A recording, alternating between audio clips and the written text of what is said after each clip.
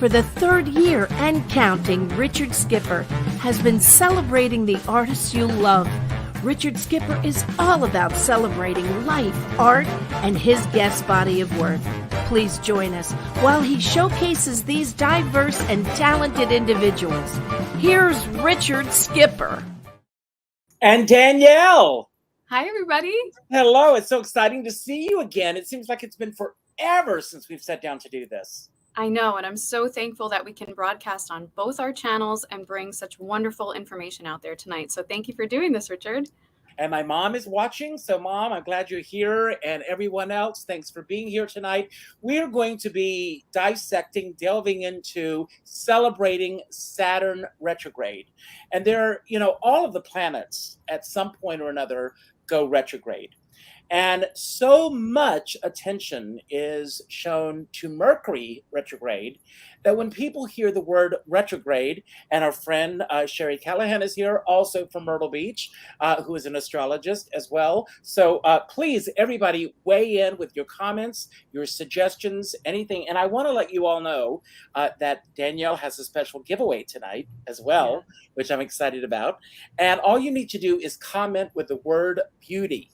And if you can tie that into a question or a comment, that's even better. So what I was starting to say is that when people hear the word retrograde, they immediately panic because they think that communication is going to break down, trains are going to get off schedule, planes are going to not land when they're supposed to land, all these things that people worry about. But I have a completely different perspective when it comes to retrogrades. To me, retrograde, and I go with RE at the beginning, and it's about rethinking, restructuring. I use this time as a matter of fact, my focus is on restructuring my career right now. And I'm using this time to be very reflective about that and where we're going. When you hear the word retrograde, and of course you delve a little bit deeper than I do, what are your first thoughts? I love that you use re because we've spoken about it before. We've actually done a show, I believe, on Mercury retrograde. And you're right, it is the prevalent focus in society right now. But retrograde is something that we experience here on Earth where it appears as if the planet starts to move backwards. Really, it's about our rotation, which I think is a great metaphor for all spirituality, which really is that everything is trying to teach us something about ourselves or about the universe at large. So in retrograde, we do use that re. It's about redos, renegotiating, rest, replenishment, all the different things that we seldom take the time to re-examine in life. And often they do slow us down, but that slowdown is targeted in the area that that planet tends to rule over. So it's popular to understand that Mercury slows us down in those areas of technology or communication. But whatever planet is going retrograde, and we're coming into a period, as I'm sure Sherry knows, where most of the planets are going to be in retrograde in the next few weeks and months, on and off. And this is a huge significant event, but we wanted to focus on Saturn today because Saturn gets a lot of hate in the spiritual communities, and there's a lot of fear surrounding Saturn. And anything where there's fear, that's usually where there is a lot of power. And if it's fear, it's untapped power and power that's not quite going in the direction that is usable to you in the ways that you want, but it is always possible to harness that in positive ways. So we're going to be getting into all of that and more tonight. I'm so excited. Well, it's very interesting. I have a friend who's an astrologer, and he said, I will do a very quick reading for you. And he said, I don't have a lot of time because he was in the process of moving at the time. So hopefully we're going to get back to this because, and this was about a month and a half ago. And he said that Saturn was at the very bottom of my chart currently. And he said, and that really is like the lowest place that it could possibly be. And he said, and this will probably, it happened many, many years ago, closer to when I was born, actually. And he said, and right now, this will probably be the last time that Saturn will be at the bottom of your chart in my lifetime. And that just get through it. He said it'll be a rough patch, but you'll get through it. And of course, when you hear something like that, I know that a lot of psychics and a lot of astrologers and everything are a little afraid to lay the cards out that direct with someone because of the fear of planting a seed. When you hear something like that, what are your immediate thoughts based on what he said to me? Well, from my interpretation, he would be seeing where you have Saturn showing your second Saturn return. So that brings up something interesting for people because every 27 to 32 years, in my experience, Saturn goes return to that point or close to it, to where it was when we were born. And when that happens, we have the opportunity to balance karma more powerfully than ever before. And when I say opportunity, sometimes that's a tower moment for people. Sometimes that's things breaking down, whatever's not been working, the areas of our life that really need to be wiped clean with the slate. All of that comes up and generates. And we may go through a dark night of the soul. We may go through other difficulties and stagnations in life. And this is really the option to harness that power of paying back as much karma as we can, and sort of what's called slingshot manifestation. Like if you were to imagine a slingshot and pull it all the way back, and then it launches in the direction you want to go. But during that pullback period, it feels quite tense and uncomfortable, and you have to let go of several things in your life. And so most people think of Saturn return during that primary first one of life, where you're around 26, 27, you're heading into it. And then at around 30, it really tends to hit people. And it can hang over till 32 to 33 years old, usually, depending on how much karma you actually want to balance or clear within that period. And then when you're between usually 58 to 62, it happens again. Yeah. So, but I wouldn't agree with him, because I do understand what you're saying in terms of psychics saying this is probably a seed that some people don't like to plant, only because predictive programming, I never like to decide as a psychic anything for my clients. Some clients are a little codependent and they want you to decide for them. That's never been my style, because I'm all about people's growth and helping them understand that the universe is very malleable. So I love to help people understand the past that got them here to this present, and what in this present is currently projecting towards a possible future, knowing if they take stock of that energy, they have the power to change it. So there is a possibility, if you should hopefully live into your 90s, where you can have a third Saturn return. And I have worked with people who have had third Saturn returns. Wow. And hopefully that's going to happen. Yeah. We'll see. Yes. I want to go back. And again, I want to let everyone know, if you comment with #beauty, you're going to win a downloadable meditation program. You sent it to me and it's amazing. So thank you for that. I want to talk a little bit about what Saturn return or retrograde means right now, because with Saturn seemingly going backwards, and it isn't everyone, but seeming that it is, it goes through every astrological sign. So let's talk first of all about the sun sign. And we all know what our sun signs are. I'm an Aquarius, and you are a Pisces. I'm an Aries, but my north node is in Pisces. So most people identify me as Pisces because I'm very on mission in life, and your north node is about your life mission. So let's talk first of all about how this Saturn retrograde affects the sun signs with everyone, and what people can look for if they are studying astrology, or if they want to look at their astrological charts. And it's more than what you see in the newspapers, folks. There's a whole study and science to this. So what do you want to say about that, first of all? Well, first of all, I am not a professional chart creator. I am an intuitive energy reader and healer. So if you're looking for someone to do your chart, you would best go elsewhere. But if you're looking to work with someone with the information confirmation of your energy, then I'm your girl. But I would say it's not so much about the sun sign, actually. It's more about the sign that the retrograde is currently in, and then where you have Saturn in your chart, because that's going to affect you more. There you go. Right now, it is, we are in the last quarter moon in Aries. So that's where it's sitting right now, everyone. And Saturn retrograde is currently in Pisces right now. So that is really big because Pisces is the sign of intuition, of spirituality, of emotional wateriness, of being the dreamer, and really dreaming dreams into reality, creating art, being creative, being artistic. But also things like mental and emotional health can come to play with Pisces. I'm sure people know very emotional Pisces, or Pisces that seem a little bit all over the map sometimes, but then are so sweet and sensitive and creative. So with Saturn being a sign of discipline and staunchness, and Saturn also rules over time and karma.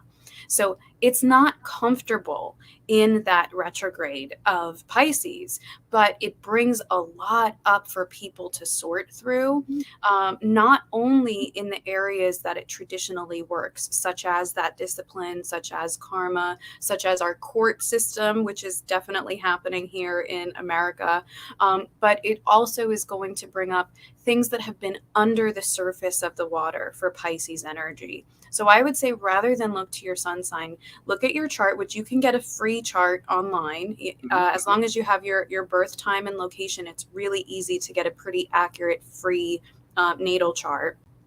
And then look to where Saturn is and where Pisces is. Even if you don't have placements in Pisces, you will see the little Pisces symbol on your wheel chart, and you can see what house it's in or what it's near. And so that will help you determine where this is going to most affect you. But where your Saturn is placed and what planet and sign that is in is going to best show you how to work with this Saturn retrograde energy and show you the areas in life that you're being given a boost to work on at this time. Now, one of the things that I'm very much aware of is a lot of the discord that's going on in the world right now. And I do believe that we are a collective consciousness.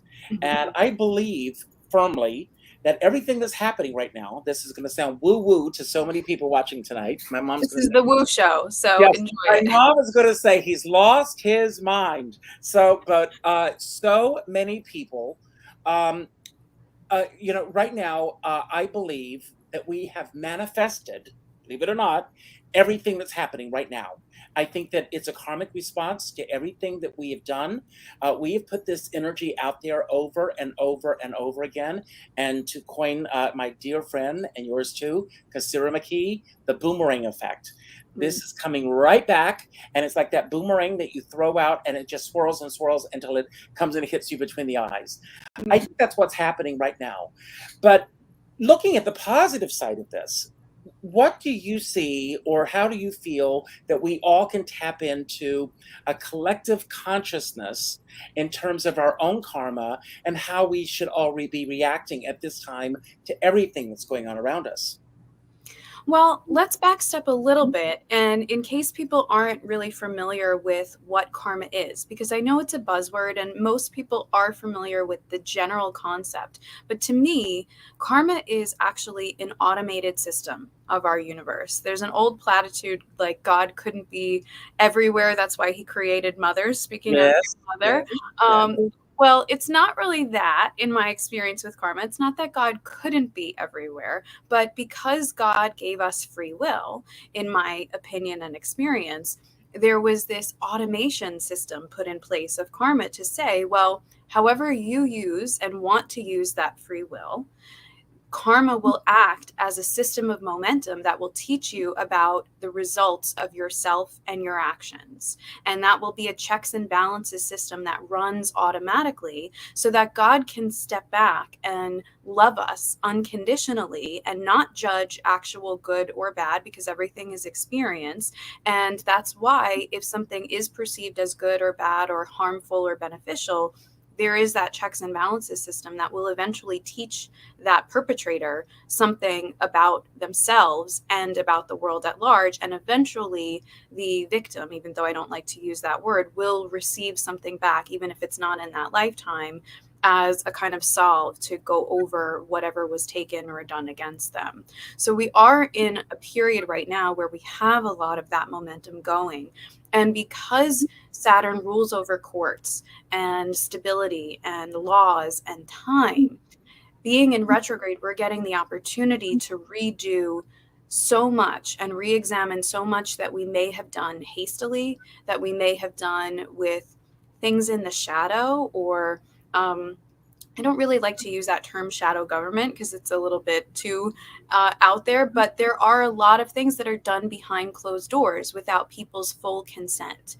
And I think it's important for people to realize that we do have our free will power to consent to everything, but sometimes we are consenting unconsciously or through manipulated means by not being given the full story. So Saturn really comes down now to break down the things that were not built on solid foundations, that were not built in truth, or that have been fought against and have kind of cracks in that foundation because they weren't built strongly enough with blessings or balance on both sides. So even though we are losing some laws, or it appears as though we may be losing some laws or rights that are important, we are getting an opportunity, if we can choose to see it that way, to examine, well, if those things were built in constant fear, in constant haste, in constant fighting of one another, Thank you.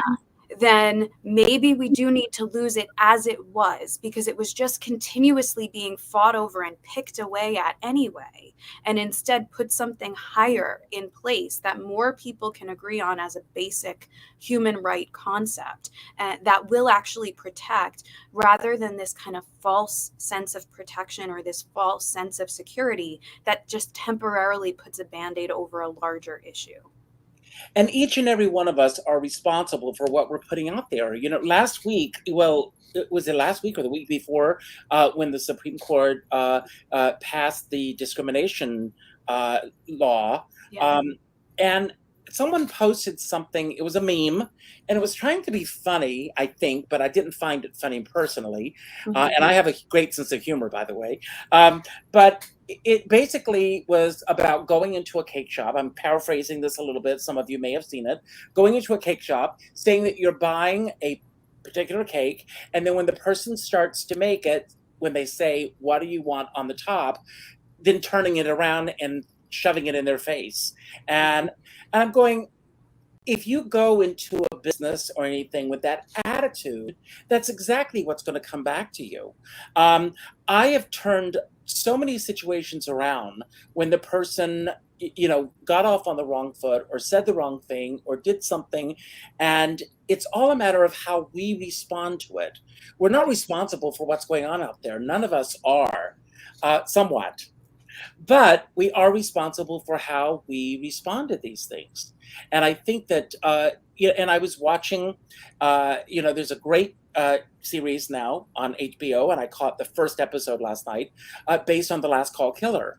And I lost a friend, and some of you know this, that was a victim of that. But one of the speakers speaking last night, he was describing our community, and I'm talking about the LGBTQ community, as being a community that's constantly being attacked. And I first of all had a knee-jerk reaction to that, because and I've been fortunate. I know that I'm an anomaly in this, but that has not always been my experience. I have always, in the situations that I have found myself in, including when Danny and I got married, we were welcomed with open arms, and I did not see that kind of resistance. That's not to say that I'm not aware that it's going on, but I'm thinking that if we go into these situations wanting to attack before there's a reason to attack, and the funny thing is, that law was based on a hypothetical to begin with. It wasn't even based on something that had actually happened. Yeah. And this is something that I actually go over with my clients all the time, especially my healing clients. There's also this perception where if you're always going into something, anything in life, feeling like you have to protect yourself or feeling like you're automatically unsafe, which is something that gets trapped in our bodies and our nervous systems as well as in our mindsets, then you are actually continuously programming your reality and your universe to give you things to protect yourself from, because we seek to prove confirmation bias. Until we can step out into self-awareness and become a witness of our experience as well, in as impartial terms as possible to be part of our own healing, then we can be trapped in that cycle of continuously looking for or allowing things to protect ourselves from in an energetic sense.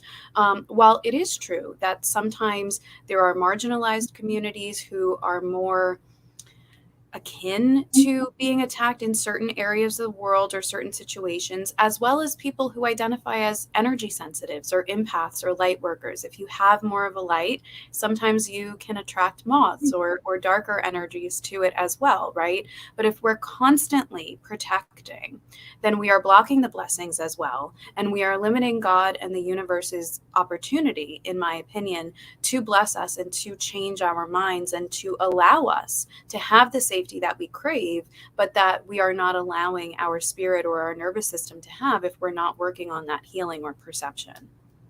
Now, do you believe that is it possible to? Do you believe, number one, that people are on a karmic path? And if you believe that people are on a karmic path, do you think that path could change? Yes. I believe that we do have that system, especially before different levels of what people refer to as awakening or becoming spiritual. Karma plays a very large role in automatically running parts of our lives.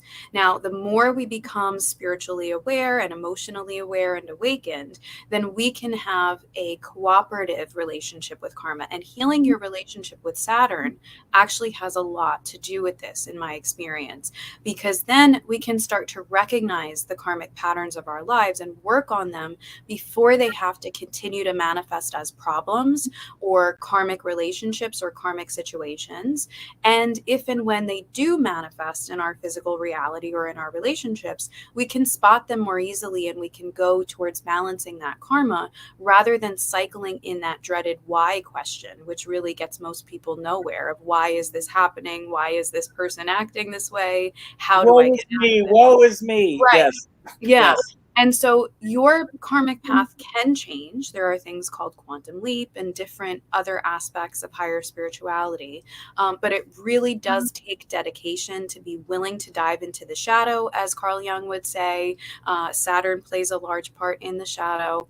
And be willing to understand your wounds, your perceptions, your limited beliefs, and work on those internally, and then allow for that to start to manifest and shift your reality externally as well, and allow your relationships to adjust to that new, more evolved version of you. Now, Daniel, you are immersed in this world. Yeah. You walk the walk, you talk the talk.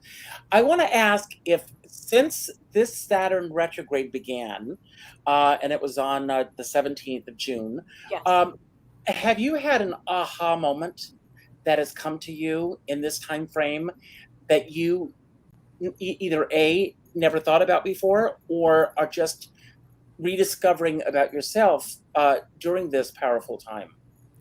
Yeah. One that happened for me that I think will help a lot of other people as well is one of the lessons of this Saturn retrograde in particular has been that it's okay to ask for and allow help. Because as a spiritual person, as a caretaker to people throughout much of my life, I'm always used to being the helper.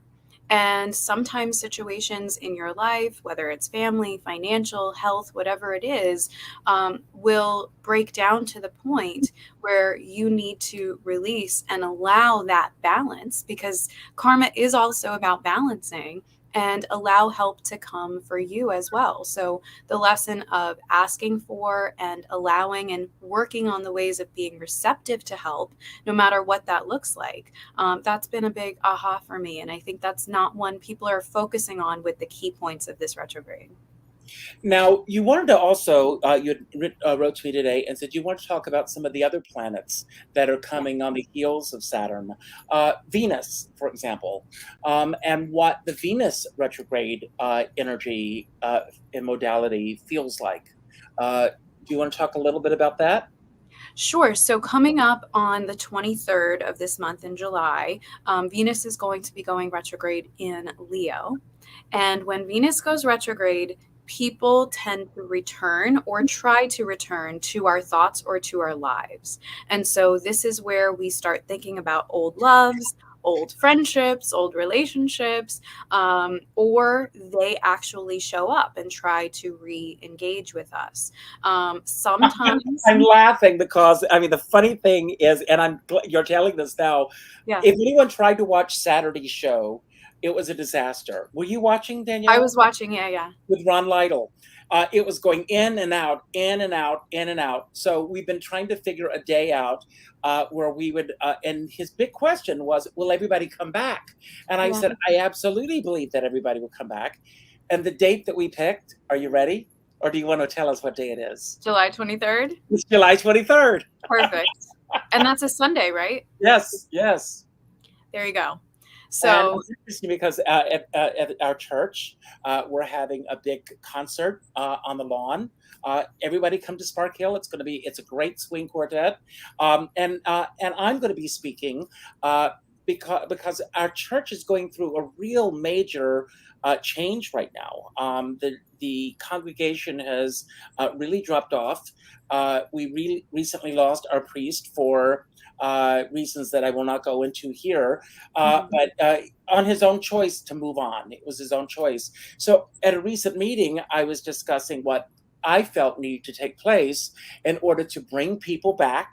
So it's all that you're saying this. yeah. And they asked if I would speak. They said, you better than anybody can get up and talk about this. And it's on the 23rd after I interviewed Ron Lytle that afternoon.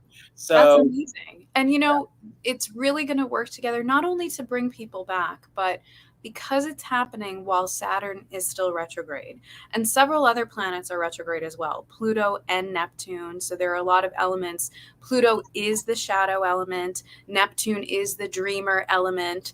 And happening all together, this does mean, in my experience, that the relationships that are coming back, whether that's actually coming back in the physical or returning in your dreams, returning in your thoughts, returning in your longing for someone. Maybe you haven't longed for them in quite a while and the feeling just starts to return and you're not sure why, will be also based on getting you to look at the karmic aspects of that relationship, the shadow aspects of that relationship, the parts that triggered one another and why those triggers were there.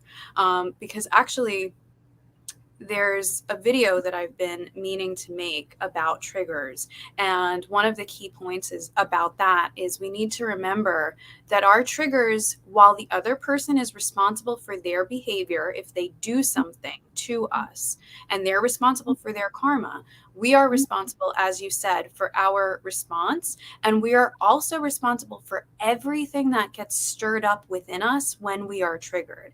That has nothing to do with what the other person did to us. That what they did was just the spark, so that we saw all of that sediment that had been lying beneath the surface that we weren't taking care of. And we can use that as the opportunity with the stir up of that to look at all that sediment, examine why it's there, and brush it and clear it away.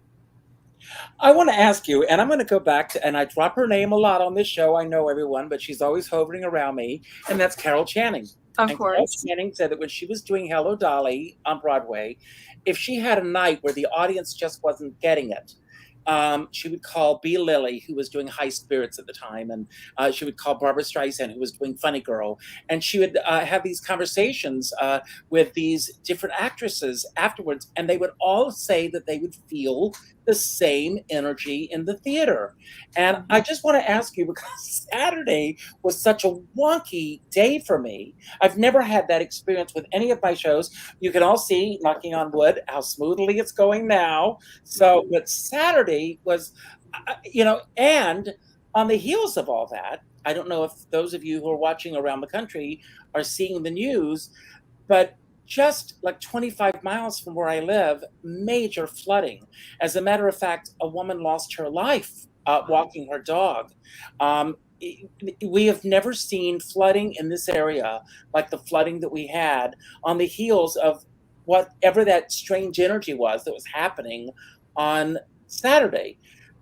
Were you experiencing anything like that at all throughout your day? Well, I was watching the two of you, and I loved Ron's work and the clips in that, by the way. So I can't wait to see you play them again. You do them again. Yes. But for around your area, I would particularly say you were dealing with big energy upgrades in terms of the water elements. So I would see a lot of that Pluto and Neptune retrograde that were playing itself out for you, and the electrical element, questions that, because actually I was watching, there were not technical issues coming up on Ron's end, and he was able to see you.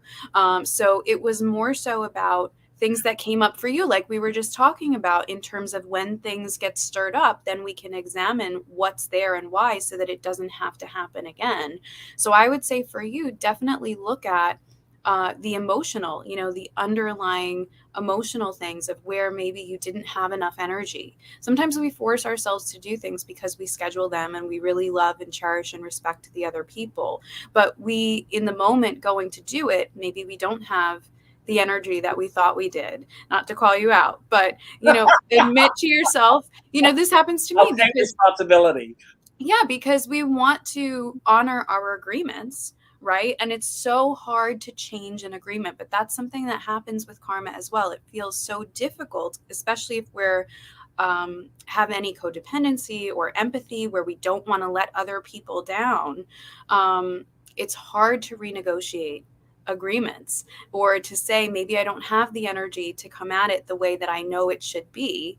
And when we force ourselves, sometimes that's when spirit will intentionally slow things down to say, no, you're going to do this with a redo when you've taken care of yourself, when you have more energy, when it can be more of what it's supposed to be for everyone, and not just you making it what it's supposed to be maybe for other people. Well, it's funny you use the word supposed to be for other people. I've taken the word supposed out of my vocabulary for the most part. Yeah. Because a lot of people say, well, we were supposed to do that. We were supposed to be here, and this happened instead. We were supposed to be there, and that happened instead. And I've reworded that to say we were scheduled to do this, because I believe that if it was supposed to happen, it would have happened. Yeah. And but there was this energy, as you say, and perhaps you're right. I'll look into that. But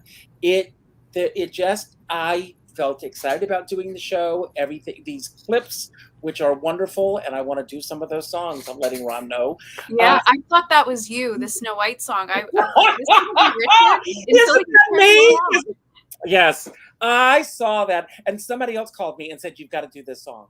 Yeah. And I was disappointed actually that you took down the show from the archive, because I know there were glitches, but I think it was great besides the glitches. I don't think people would mind. So that's maybe something also that came up for you to learn, that we don't have to have it be perfect all the time to keep it up. That's good, because, I recently, with Erin Grillor and Kassira McKee, a similar thing happened. It wasn't to that extent, but at one point, both Kassira and I disappeared, but Erin said that he was watching us the entire time. Mm-hmm. And both Kassira and I, she's in Texas and I'm here in New York, we were experiencing the same thing at that time.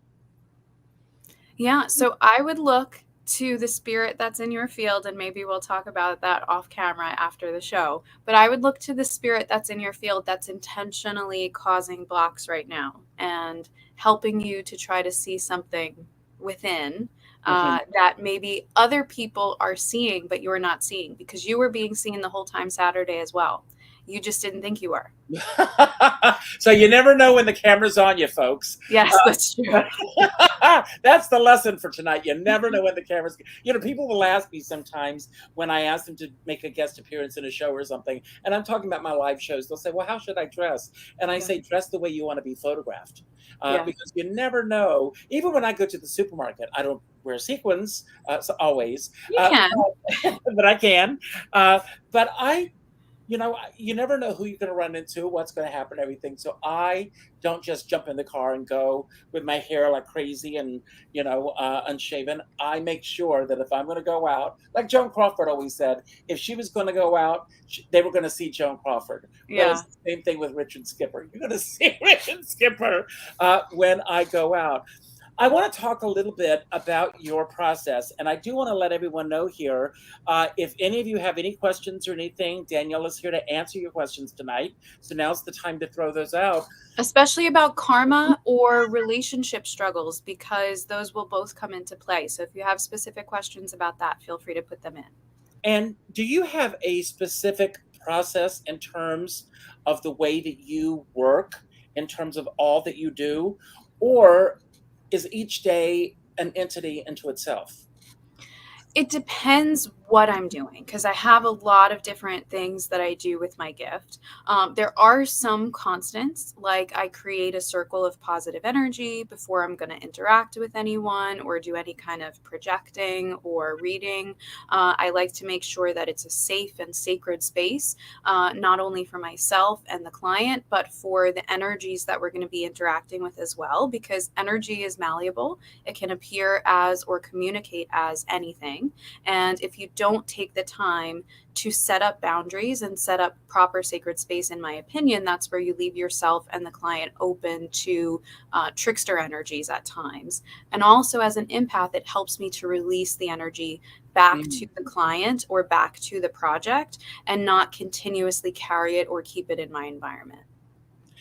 And I'm an empath as well. And what you just said is so important, because every single time that we step out of our zone, our comfort zone, walk through the front door of our homes or anything, we are carrying all of that energy with us. And it takes just a few moments, everyone, to just sit down, close your eyes, take a deep breath or three, and just say, as I go out into the world, this is the energy I'm taking with me. And I'm telling you, it will change the way you perceive things and the way things come at you. When you're caught in traffic and you're stuck and you're going to be late for an appointment, getting frustrated is not going to make it go faster. It's not going to change it. But if you're in that zone where you're going, I have no control over this, I will get there when I get there, and we will deal with whatever happens. And sometimes things may be different from what you had originally planned, and that can be a good thing and a positive thing as well. Yeah, but it can be hard for empaths or for neurodivergent people. And most sensitive people or gifted people, I find, are on the neurodivergent spectrum to some degree. That's actually one of the questions that I tried to ask Temple Grandin. Thank you again for that opportunity, because I believe that we will find more correlations between being energy sensitive and being on some degree of the spectrum. And it's very hard for people in that situation, or if you've been traumatized to any degree, or if you are very sensitive, to adjust to changes, because little changes in the environment or in your day or in your plan, we can feel so responsible for, and they can feel so energetically overwhelming to us. And a lot of times we do feel unsafe because we have so much history of taking things on from other people. But remember, empaths are also projectors. We are not just absorbers. And we do have the power to set boundaries, which are very important in relationships, but also spiritually. I was so overwhelmed and sick for much of my life with my gift before I learned that I can set boundaries with spirit and even higher power as well, to have boundaries that I have a body, that I need to eat, that I need to sleep, that I need private time of not being constantly bombarded with energy or picking up on it. And so you don't have to be gifted like myself or using your gift like myself to know that it's important to set energetic boundaries. And the simplest way is one of our favorite movie examples I love to share with people, because it's a universal symbol. I've worked with people on 6 continents now, and no one has ever told me they don't know about it. To think of the Wizard of Oz and think of that Glinda bubble, and call that bubble of Glinda bubbled light around you and program it. Light is programmable. Water is programmable. You know, Dr. Dr. Marimoto in Japan, there's that book that he did and that study that he did about water crystals and how they respond to words or energies of love or positive music. And so water and light are highly adaptable and programmable to different energies. So you can call that Glinda bubble around you and program it to be a filter where you only let good within, to, and through you. And anything else bounces off the bubble or gets filtered through the bubble and turns into that rainbow light or whatever color energy you're most needing at that time. And how are you able to balance it all? I mean, you are on a level where you are very much aware of this energy and how it affects you, and I might also add, and how you affect it. Yeah. So you are there in terms of that. You're also a human being, and you are in your soul, your body. You're in this vessel, so you are confined within that as well. Right. How do you balance it all? Well, you know, that's a learning experience for all of us. And it's been learning for me. There have been a lot of times as a physical empath where I wasn't balancing it so well, and my body was processing a lot of the energy for me through chronic illness and things like that. So it's about finding the techniques that work for you. But the primary thing really is getting comfortable with grounding, because we have so much energy being here, as you say. And as a spiritual person, especially if you're trying to, or without your conscious decision, really picking up on a lot of energy, we forget that we need to ground that in order for the good of that to come into physical reality, but also to enjoy our life experience here. And so for me, a large part of enjoying to ground, because I didn't enjoy grounding. I enjoyed more of the spiritual than the density of the physical world for a long time, was really connecting with nature and nature spirit energies and beautiful trees and the spirit animal things that I do, because they are of such a grounded energy and they help us calm our nervous system. And you don't have to know or believe in nature spirits or energies to benefit from time in nature that can and will be grounding and centering to you.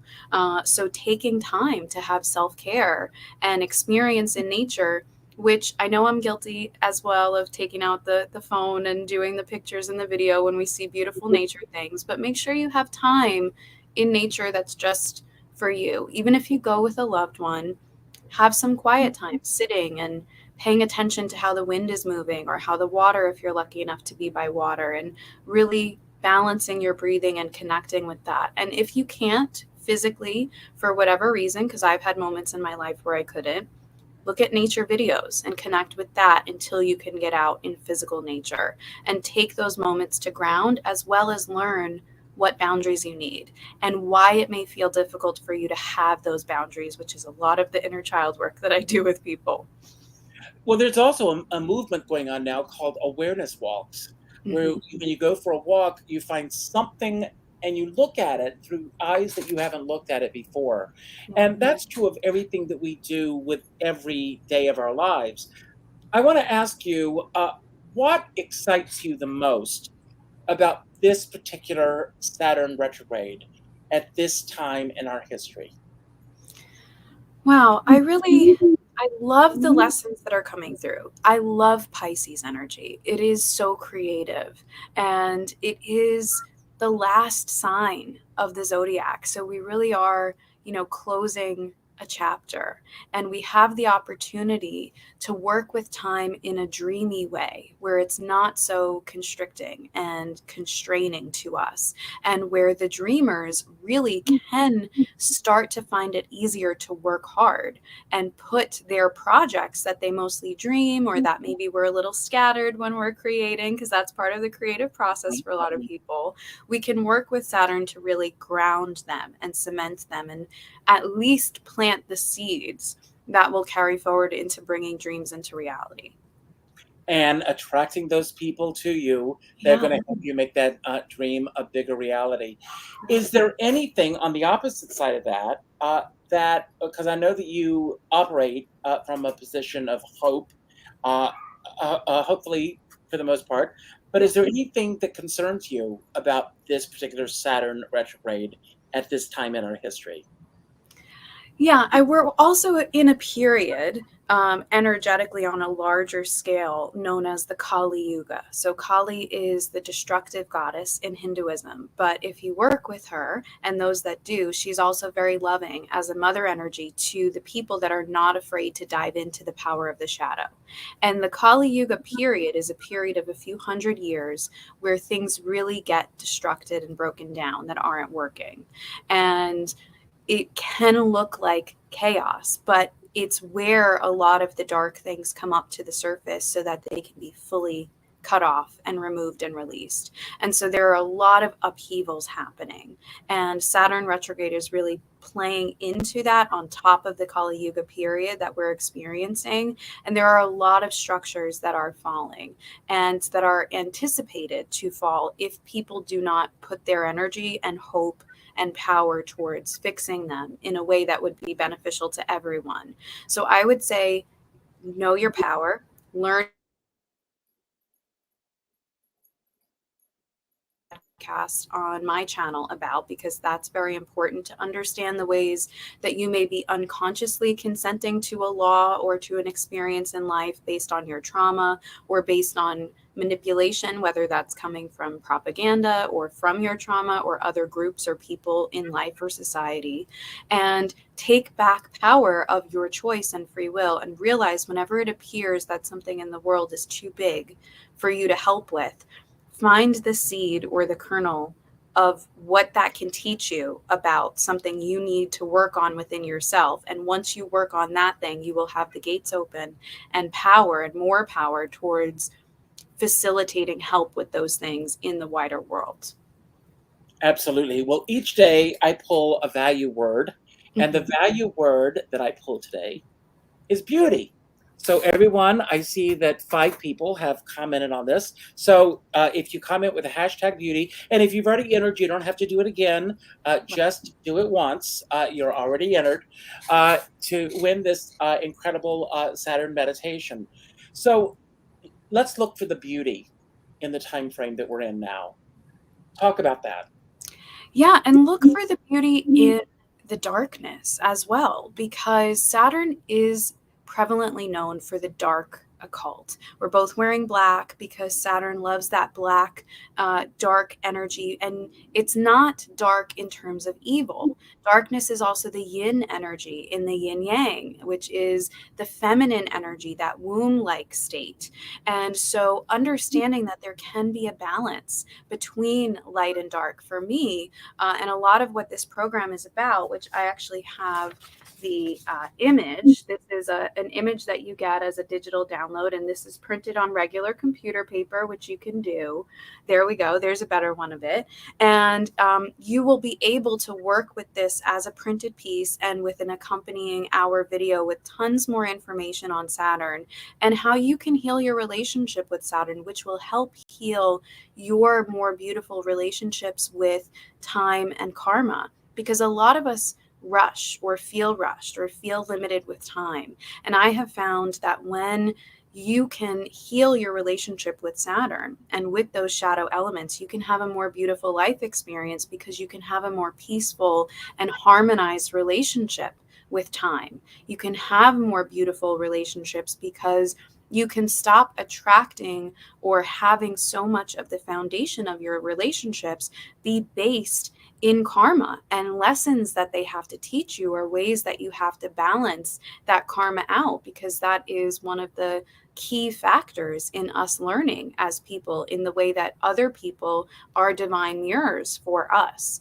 And so you can start to have more balanced relationships and a more beautiful experience of yourself and of life, when you're not afraid to dive into that shadow, and when you stop giving the misconceptions or the fears of other people power over you. You don't have to take on the fear of everyone else. You're allowed to have a different standpoint and viewpoint. And also, things are archetypes and symbols for a reason.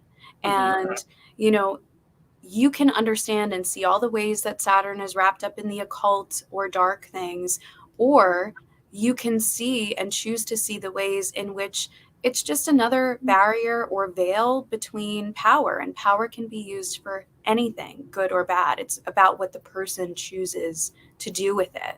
And for me, and you'll see in the program if you win, or if you would like, there is a coupon code if you don't win today. If you would like to purchase it, there's a coupon code for a special offer. So you can. That's on the YouTube channel for both of our channels. So it's Yes, there. it's in the description for this month of July. And in there, I also talk about Saturn's wife, Opus or Rhea, and understanding how healing that relationship with the feminine aspects of Saturnian energy can also be more comfortable for people and help you to approach whatever Saturn shadow you have or karma that you have over you, or feels like it's threatening you or pushing you in ways you don't want to be pushed. Balance that in positive divine masculine and divine feminine and nurturing ways as well. Danielle, when it comes to meditation, a Yeah. lot of people, get afraid of that word. Am I doing it right? What advice do you give to everyone who's watching who could possibly win or Yeah. go and get the coupon? Uh, what advice do you give to anyone who's watching now on how they can get the most energy and, uh, for lack of a better word or phrase, a Mhm. bigger bang for their buck out of doing this particular meditation? Well, this one is designed as what I call focal point meditation. So it's a little bit less intimidating than closing your eyes and trying not to have any thoughts. It is an energy art, as I call it, image, and you can focus on that with your eyes open and place your intention and focus on it. And there are more instructions on how to do that in the program, but you can do it with anything. You can use a focal point from something in your room, from a photo that you create or have in your house naturally, or out in nature, and focusing on, I wouldn't suggest focusing on an animal, because if it moves it might throw you off. But if you're out in nature, focus on a tree or the water or this, not necessarily the sun, but something that's going to stay constant for a while, and use that as an opportunity to make it less intimidating, because there are so many forms of meditation. There's walking meditation, anything that we are getting ourselves into a different brainwave state can be a form of meditation.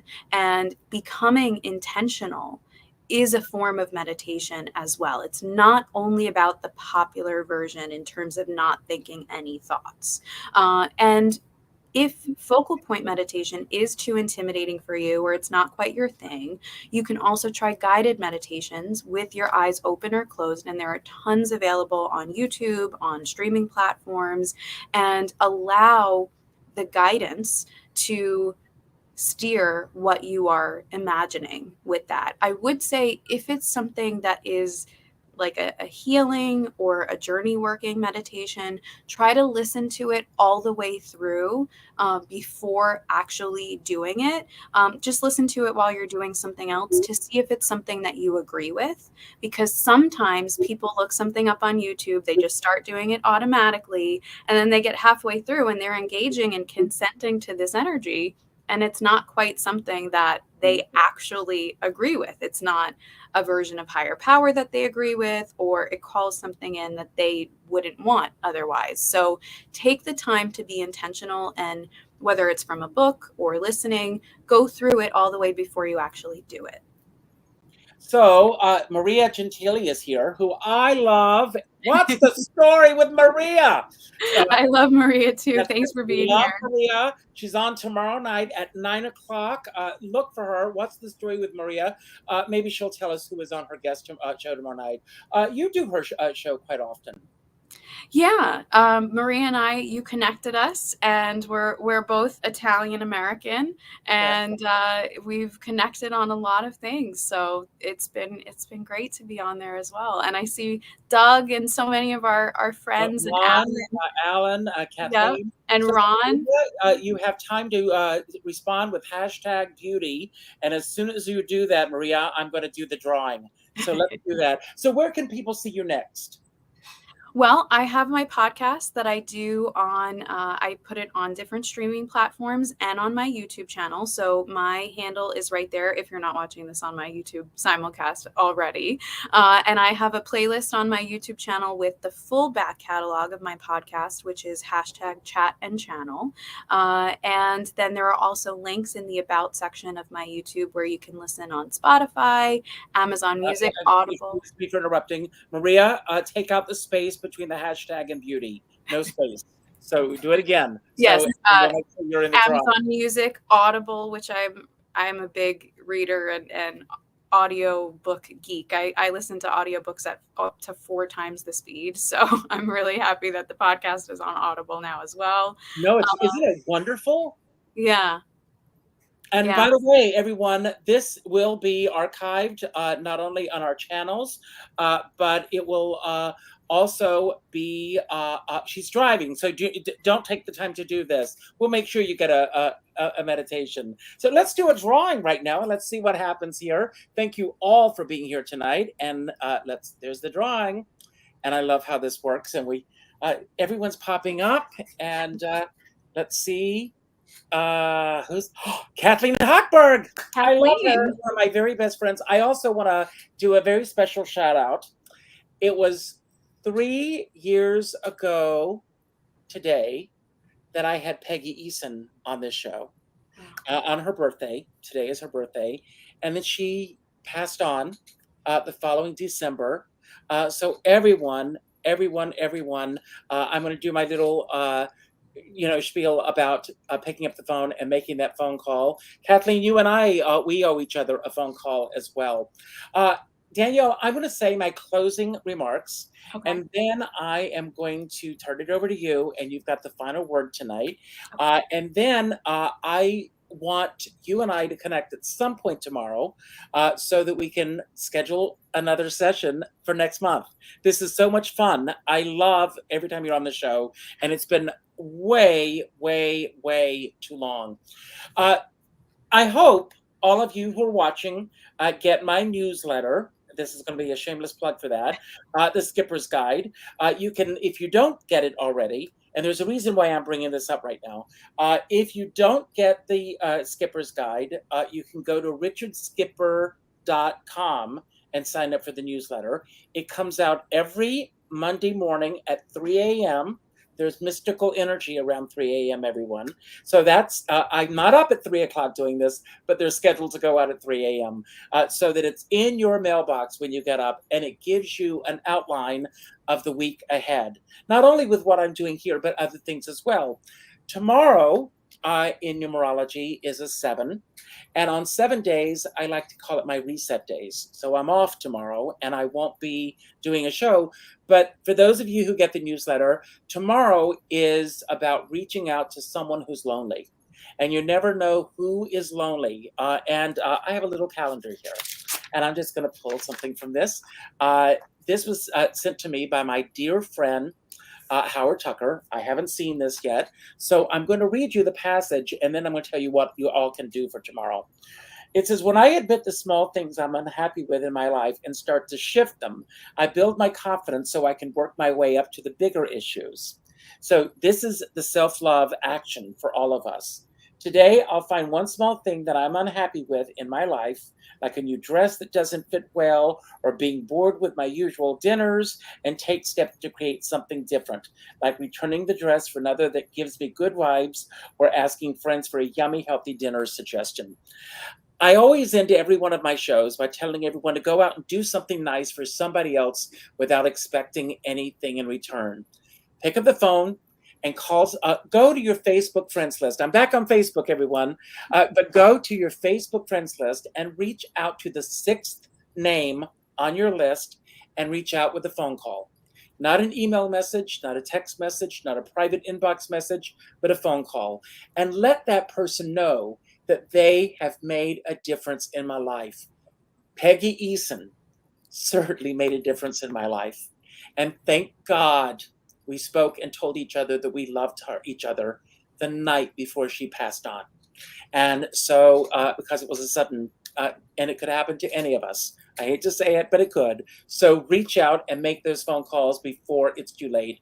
Also, if you've seen social media, Steve Peters passed away this week, and that's Pieters. I had the good fortune of interviewing Steve on my show about 2 years ago when The Eyes of Tammy Faye came out. Steve Peters was interviewed by Tammy Faye Baker on her show at a time when her church was telling everyone that AIDS was an abomination and it was something that people should not they should pray away the gay. And this man could have been ostracized by Tammy Faye Baker, but she didn't follow that philosophy. Her philosophy was that everybody is filled with love. And so she brought him on her show to show her love. Believe it or not, that was the beginning of the downfall of the PTO Club, because Jerry Falwell at that time did everything in his power to take that network down. I mentioned this because Steve was diagnosed with AIDS in 1982, and he just passed away just this week. He lived with this. He became an advocate. Go and look at the interview if you can. It was such a great honor to not only interview him, but we remained in touch after that interview, and he was such a special light. So take the time to reach out to these people, because you never know. As my dear friend Sean Moniger always says, we're all in the same storm, but we're in different sized boats. And I always say, I don't care what size boat you're on, as long as you have a skipper by your side. Danielle, I love you. I send you positive vibes, and now it's all yours. Thank you. Love you, Richard, and everybody here. Thank you so much for the love and support. Richard's back on Facebook. I've actually been off Facebook for the past few months, so apologies if you're missing me there. But you can always find me and connect with me on my YouTube or on my Instagram or on my podcast. But I want to end on the note that Richard brought up, because Steve did survive, right? And he survived through fear and through other people's misinterpretations. And that itself can work with the energy of Saturn, if you so choose, or any other modality or style of spirituality. The most important thing, or one of the most important things that we can learn in life, in my experience, is how to not be broken down by fear or by outside sources, and how not to make the opinions or the fears or the choices of others rule over us internally.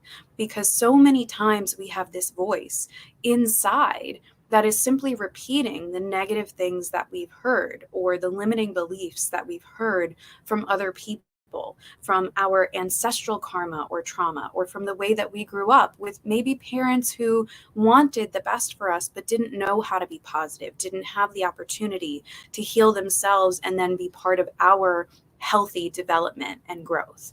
And one of the things that we didn't really touch on a lot today with Saturn is that it can be a time of healing ancestral karma and trauma and wounds. And that doesn't have to be woo. Science itself is exploring the way that epigenetics plays with ancestral trauma and Holocaust survivors and their families, and the way that shows in us physically as well as spiritually. So I believe in a holistic point of view where we bring through and bring together science and spirit. And one of the things that you can really learn and focus on now is how to heal that, whether it's your own ancestors and the history of your body, or if you believe in past lives. I also do past life and Akashic Records readings. You can work on that. But any past patterning, past programming, or fear programming beliefs, explore how you can break that down and reformat it and not allow it to rule over you. And once you figure out the ways where, yes, it may sometimes trigger you, but it no longer has to rule over you, then you are better equipped to help the world at large figure out the ways that it no longer has to rule over them or play such a role in determining our lives and cultures and laws and societies. And so that's the message that I wanted to wrap up today with Saturn retrograde. And anytime you're finding this, you can always work with Saturn.